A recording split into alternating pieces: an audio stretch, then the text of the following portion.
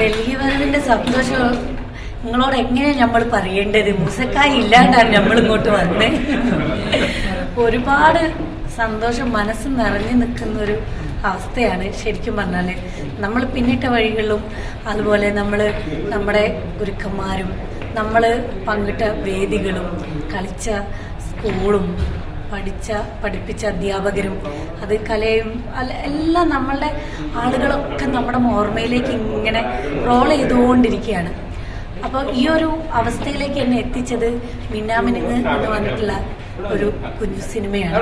അതാണ് ഇത്രയും വലിയൊരു പുരസ്കാരത്തിലേക്ക് എന്നെ എത്തിച്ചത്. അപ്പോൾ ആ സിനിമ ചെയ്യുമ്പോൾ അല്ലെങ്കിൽ അനിലേട്ടനും മനോജേട്ടനും ഒന്നും ആ സിനിമ കൊണ്ടു തരുമ്പോൾ ഞാൻ വിചാരിച്ചില്ല ഇതൊരു അവാർഡാണെന്ന്. നമ്മളെ MIT മൂസയിലെ പാത്തുവിനെ ചെയ്ത് നിങ്ങൾക്ക് അറിയാലോ, എന്നെ പാത്തു എന്നല്ലാണ്ട് നാട്ടുകാർ വിളിക്കൂലായിരുന്നു. എല്ലാവരുക്കത്തെ മക്കൾ വരെ എല്ലാവർക്കും പാത്തുവാണ് ഞാൻ.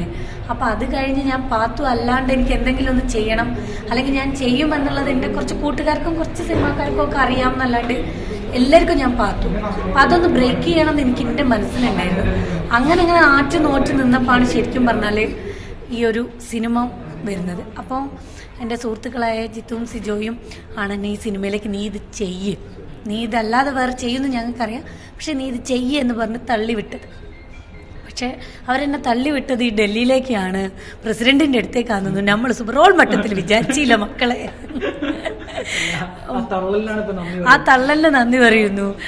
വന്നു പിന്നെ എനിക്ക് ഇത്രയും വലിയൊരു ക്യാരക്ടർ എന്ത് ധൈര്യത്തിലാണ് എന്നെ ഏൽപ്പിച്ചത് എന്നൊക്കെ ഞാൻ ഇടയ്ക്കിടയ്ക്ക് ഇങ്ങനെ ആലോചിക്കും. അപ്പോൾ അത്രയും വലിയൊരു കഥാപാത്രം ആദ്യമായിട്ടാണ് ഞാൻ ഇത്രയൊരു വലിയൊരു ക്യാരക്ടർ ചെയ്യുന്നത്.